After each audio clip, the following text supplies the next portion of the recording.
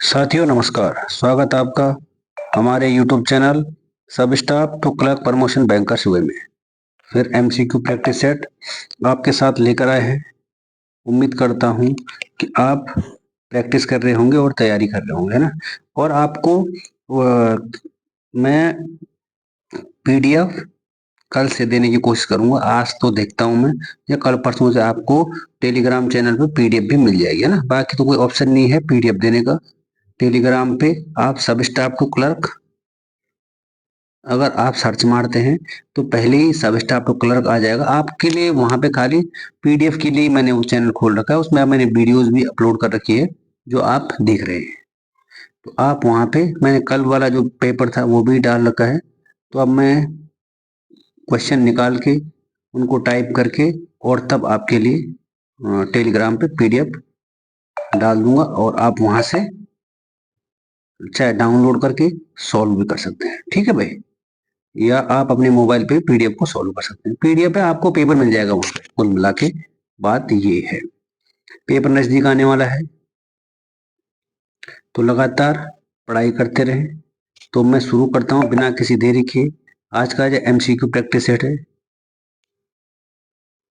आप इस MCQ practice set को खुद भी लगा सकते हैं। पहला ऑप्शन है अ लघु उद्यमी credit card is valid for. जो लघु उद्यमी क्रेडिट कार्ड होता है, जो भारत सरकार ने छोटे व्यापारियों के लिए बना रखा है, ठीक है, वो छोटे व्यापारियों के लिए लघु उद्यमी कार्ड बना रखा है। उसकी वैलिडिटी डेट कितनी होती है? अगर आप इसको सर्च मारोगे, अगर ढूंढोगे ना आप बुक में 3 साल है इसका, लेकिन वहां पे अलग अलग बैंकों का दिया होगा, यूको का अलग दिया होगा, केनरा का अलग है, सेंट्रल का अलग, वैसे सरकार की पॉलिसी है। फिर भी इसका जो राइट आंसर है वो है इसका 3 साल, है ना। ठीक है भाई, अब देखते हैं कि क्या है ये पॉलिसी क्या बोलती है। कि लघु उद्यमी क्रेडिट कार्ड, LUCC, लघु उद्यमी क्रेडिट कार्ड। अगर जहां पर ये टर्म आ जाएगा, ऐसे नहीं कि सर ये क्या आ गया, हमारे को तो पता नहीं चला। भारत सरकार की क्रेडिट कार्ड योजना है जो छोटे व्यवसाय व्यापारियों और ग्रामोद्योग, जो छोटे ग्राम में उद्योग बनते हैं, और हथकरघा उद्योग, जो हाथ से बुनाई करते हैं, जो चटाई बनाते हैं, जो हाथ से काम करते हैं, वो उनको कहते हैं हथकरघा उद्योगों, लघु उद्योगों। अति लघु उद्योगों स्वनियोजित व्यक्तियों और पेशेवरों को ऋण प्रदान करती है। ये लोन देती है लघु उद्यमी क्रेडिट कार्ड, जो भारत सरकार की क्रेडिट कार्ड योजना है उनको ऋण देती है।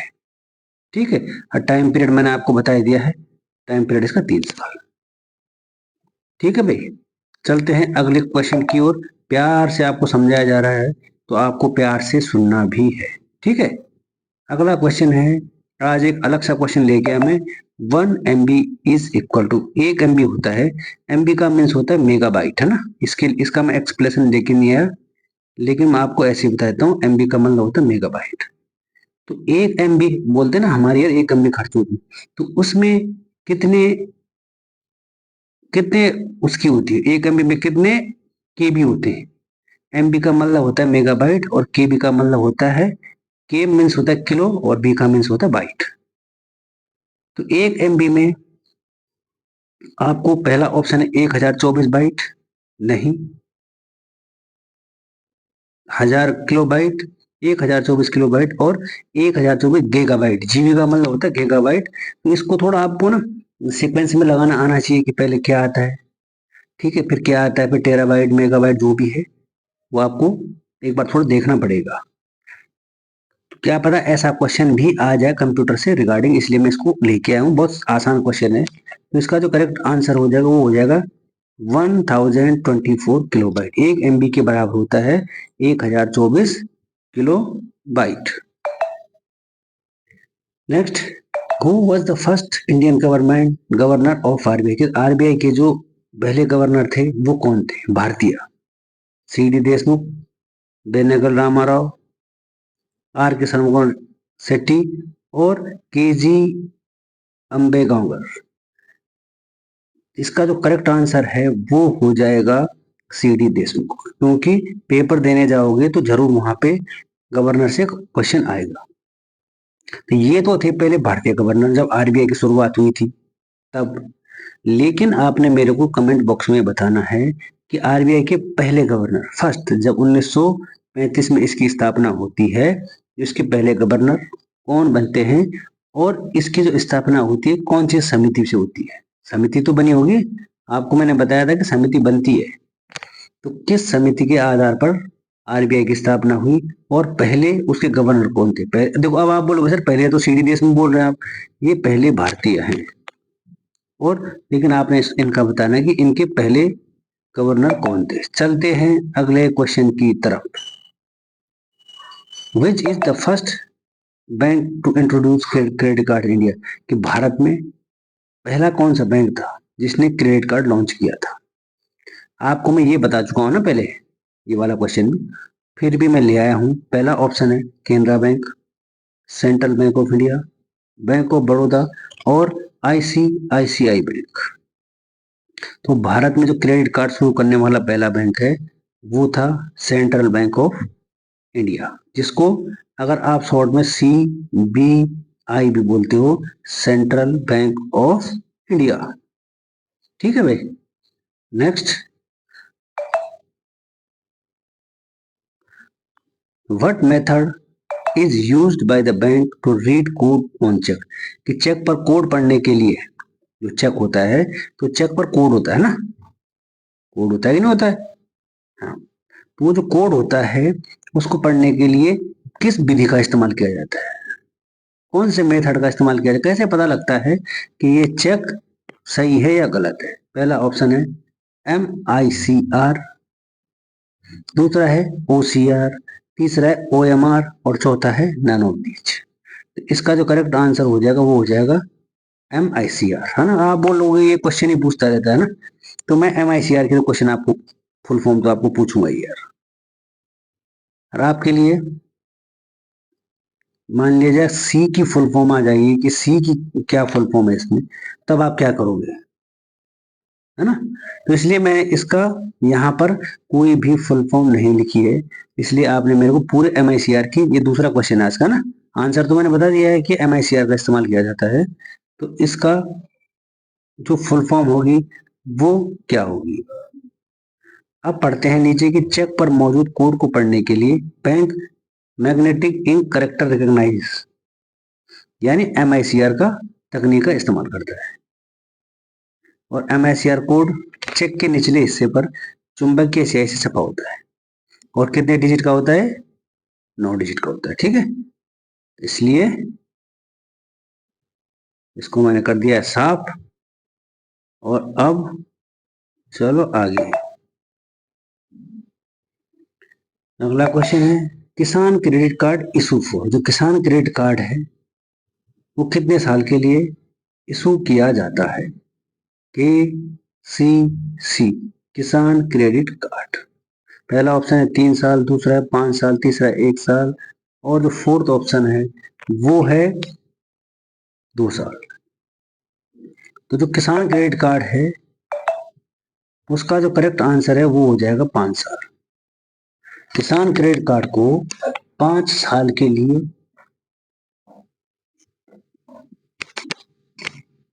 जारी किया जाता है, वैलिड किया जाता है ना। अब देखते हैं किसान क्रेडिट कार्ड का क्या है समस्या। इसको किसान क्रेडिट कार्ड की वैधता 5 साल होती है। वार्षिक समीक्षा के आधार पर हर साल 10% की दर से सीमा बढ़ाई जाती है।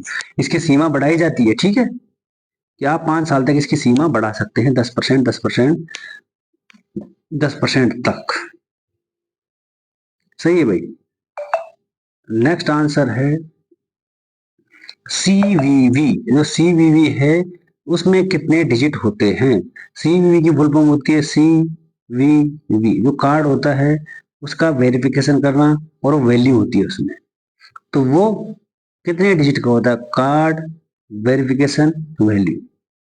पहला ऑप्शन है 4 डिजिट, दूसरा है 3 डिजिट, तीसरा है 6 और चौथा है 7 डिजिट। तो इसमें जो टोटल डिजिट होते हैं वो होते हैं 3। अब CVV के जो डिजिट होते हैं वो आपका अगर मान लिया जाए, थोड़ा आपको बता देता हूँ, आपको तो पता होगा ये आपका ATM कार्ड है ना। अगर आपका ATM कार्ड है, ATM कार्ड के पीछे आपका यहाँ पे ना पीछे की तरफ एक पट्टी होती है काली और उसी के ऊपर एक सफेद चिप सी होती है, उसके ऊपर लिखा होता है सीवीवी नंबर, उसे कहते हैं सीवीवी, कार्ड वेरिफिकेशन वैल्यू। ठीक है। Next, full form of POS. POS की फुल फॉर्म क्या है? देखो आज बहुत आसान आसान है और उम्मीद करता हूं कि आप जितने भी क्वेश्चन हैं उतने में से उतने मार्क्स आपके आने चाहिए। Point of service, point of sale, power of sale और पावर ऑफ सेक्टर। तो इसका जो करेक्ट आंसर है वो हो जाता है पॉइंट ऑफ सेल। अब पीओएस मशीन क्या होती है पता है? अब वो भी बता देता हूँ। एक आपने ऐसा डिब्बा देखा होगा जो कि दुकानों में लगा रहता है, बैंकों में लगा रहता है, और हम अपना एटीएम डालते हैं साइड से या अंदर भी डालते हैं उसके यहाँ से, और ये स्वाइप मशीन होती है जिसको हम बोलते हैं स्वाइप मशीन, उसको बोलते हैं पॉइंट ऑफ सेल। दुकानों में भी लगा रहता है और कई जगह उसको इस्तेमाल किया जाता है। नेक्स्ट, मुद्रा की फुल फॉर्म क्या है? What is the stand for मुद्रा? पहला ऑप्शन है micro units development refinance agency, दूसरा है पहले मैक्रो है, ठीक है, ये देख लेना। दूसरा है micro units development refinance agency, तीसरा है micro unified development refinance agency, और तीसरा है micro units development redesign agency. तो इसकी फुल फॉर्म आपको जरूर याद होनी चाहिए, ठीक है भाई। इसकी जो फुल फॉर्म हो जाएगी, ऑप्शन नंबर बी के साथ जाऊंगा मैं भी, और शायद आप भी बी के साथ ही जा रहे होंगे कि micro units development refinance agency. Correct है भाई। Next, micro units development finance agency, देखो ये इसकी फुल फॉर्म। मुद्रा is Holi own subsidiary of which banks, कि जो micro units development and finance agency है मुद्रा, वो किस बैंक की पूर्ण स्वामित्व वाली जो हेल्पिंग कंपनी, सहायक कंपनी है। अब आपको मैंने पहले ये बताया था कि जो स्मॉल इंडस्ट्रीज के लिए काम करता है ना, वो सिडबी करता है ना। यहाँ पर देखो माइक्रो मीन्स होता है छोटा, छोटे जो उद्योगों का डेवलप करने के लिए इसमें कौन सी जो स्वामित्व वाली उसकी जो सहायक कंपनी है वो कौन सी है? पहला ऑप्शन है नाबार्ड। तो नाबार्ड तो नहीं हो सकता है क्योंकि नाबार्ड तो एग्रीकल्चर और रूरल के लिए काम करती है। RBI, reserve bank of India, control करना है बैंकों पे। एडीबी, एशियन डेवलपमेंट बैंक, ये यहाँ पे नहीं है, इसका हेडक्वार्टर मिल जाएगा वो फिलीपींस में, है ना। ये आपको, इसका करेक्ट आंसर हो जाएगा सिडबी, है ना। मैंने आपको सिडबी कल फुल फॉर्म में पूछ ली, तो सिडबी की पूर्ण स्वामित्व वाली कंपनी, कल ये भी आया था कि इसकी स्थापना कब होती है? 1990 में इसकी स्थापना हो जाती है। ठीक है भाई। क्या बोलती है SIDBI? Micro unit developments and refinance agency limited. मुद्रा की स्थापना, मुद्रा की 2015 में होती है, ठीक है, लेकिन सिडबी की 1990 में होती है। स्वामित्व वाली सहायक कंपनी के रूप में देश में अनफंडेड सूक्ष्म उद्योगों को वित्त पोषित करने के लिए की गई थी। ये जो कंपनी थी, ये जो छोटे उद्योग थे उनको डेवलप करने के लिए की गई थी इसकी शुरुआत। अगला क्वेश्चन है, who among the following comes in the field of priority sector, इनमें से कौन सा प्राथमिक क्षेत्र में आता है? मैंने आपको कल बताया था, एक होता है प्राथमिक क्षेत्र, ठीक है, दूसरा होता है द्वितीयक क्षेत्र, एक होता है तृतीयक जिसको हम टर्सरी भी बोलते हैं, और बैंक टर्सरी में आता है, सर्विस सेक्टर भी बोलते हैं उसको ना।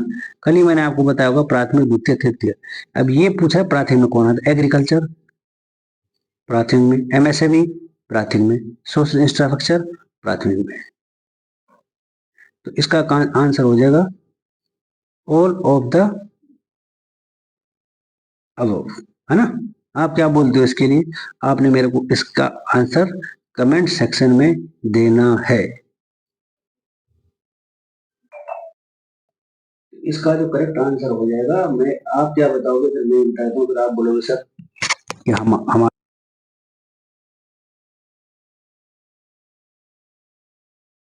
बताता हूँ इसका क्या।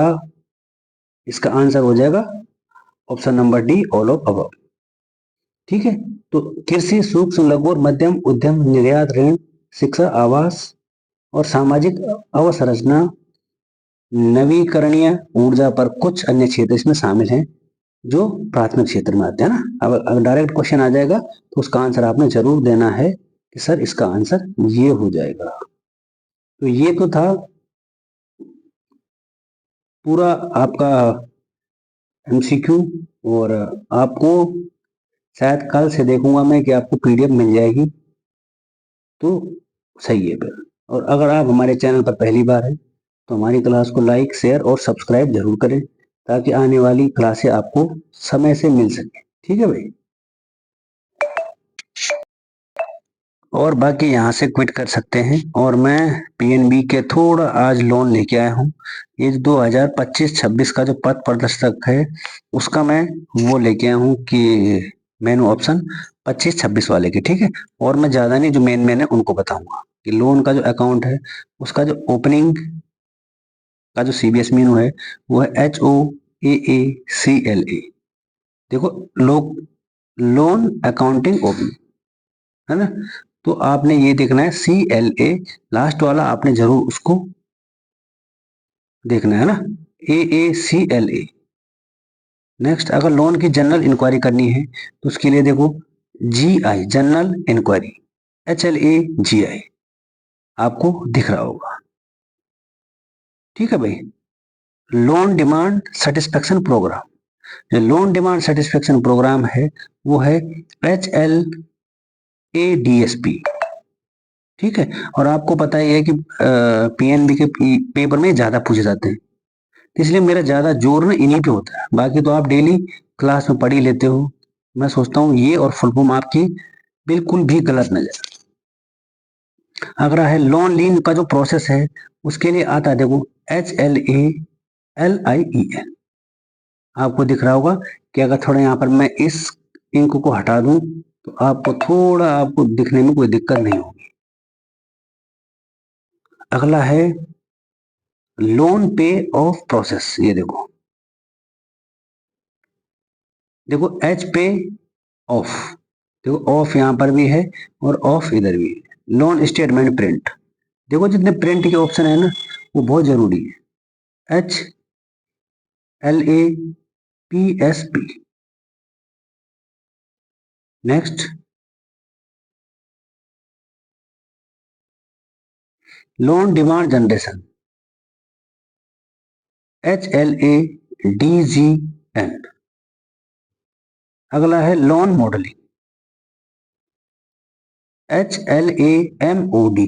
क्योंकि लोन पे एग्जामिनर का ज्यादा ध्यान रहता है, इसलिए आपको लोन के बारे में फिर मैं दोबारा बता रहा हूं।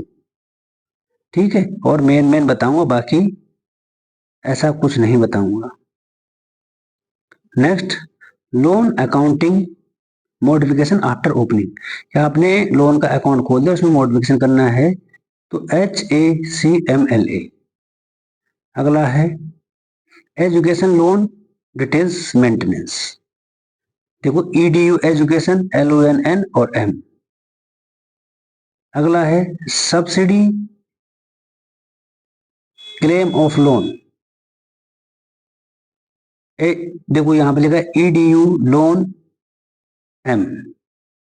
ठीक है। नेक्स्ट आता है inquiry of partition account, HPRTIRINQ inquiry.